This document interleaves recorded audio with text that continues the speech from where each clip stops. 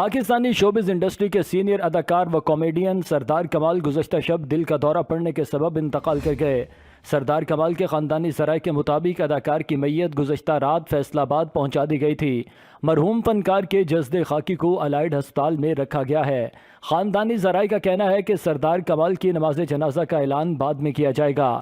دوسری جانب media reports کے مطابق سردار کمال کو منگل کی شب دل کا دورہ پڑا، جس کی شدت سے وہ جانبر نہ ہو سکے اور اپنے خالق حقیقی سے جا ملے۔ سردار کمال نے سوگ باران میں بیوہ، 2 بیٹوں اور 1 بیٹی کو چھوڑا ہے۔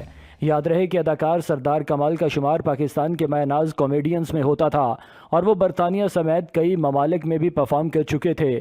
وہ عرصہ دراز سے نجی ٹی وی کے ساتھ بھی منسلک تھے۔